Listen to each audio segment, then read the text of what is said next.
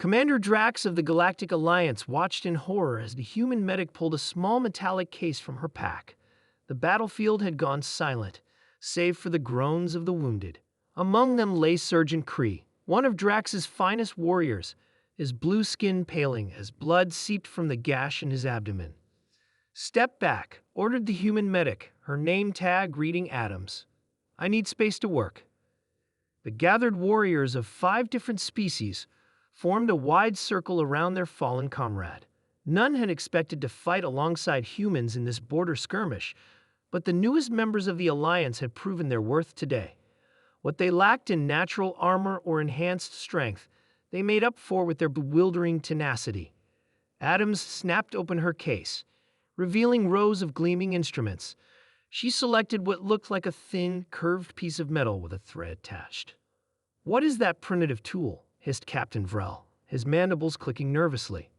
"It's called a needle," Adams replied without looking up. "This is thread. I'm going to sew them up." A collective gasp rippled through the alien warriors. Commander Drax stepped forward. "You intend to puncture his flesh?"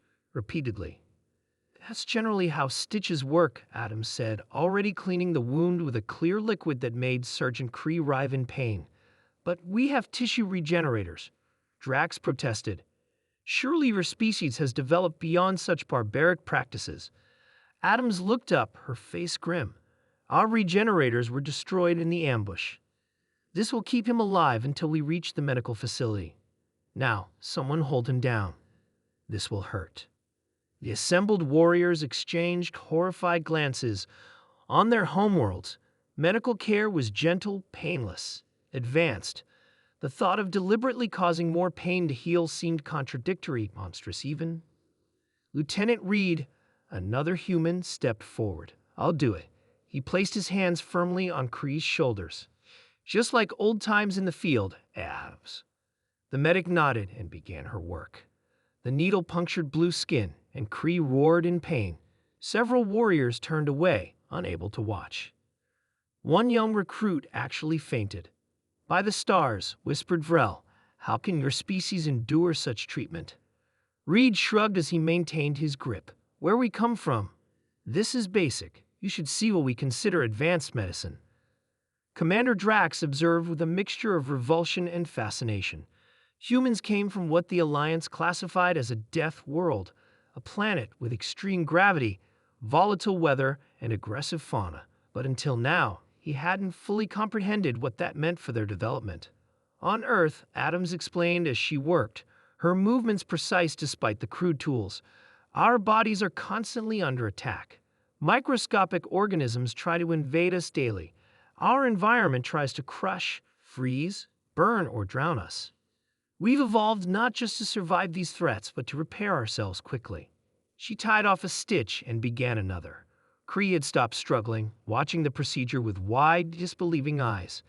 "Our medical practices evolved from necessity," Adams continued. "Sometimes to heal, we must first cause controlled damage.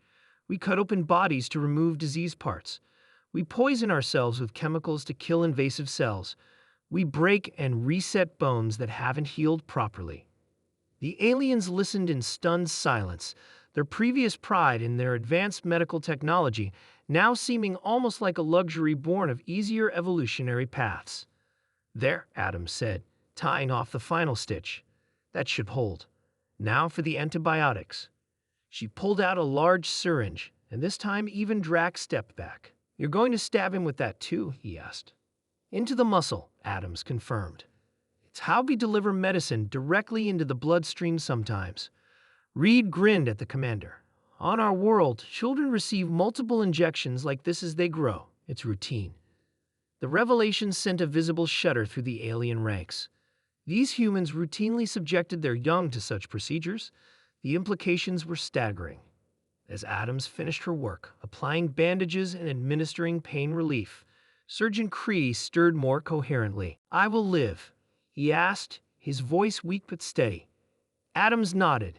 "The stitches will hold until we get you to proper medical care. You fought well today."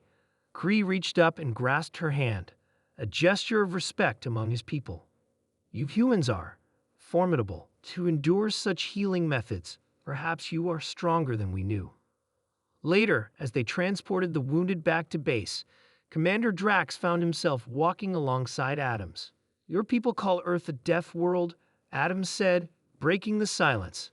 "We just call it home. When every day is a fight for survival, you learn to do whatever it takes to keep going." Drax nodded slowly. "The Alliance has much to learn from humans, it seems. Your adaptability is unsettling but valuable." Adams smiled. "That's the thing about evolution on a deaf world. Either you adapt to overcome every challenge, or you don't survive to pass on your genes." As they approached the base, news of the human medical techniques had spread. Alien medical staff waited with a mixture of horror and curiosity.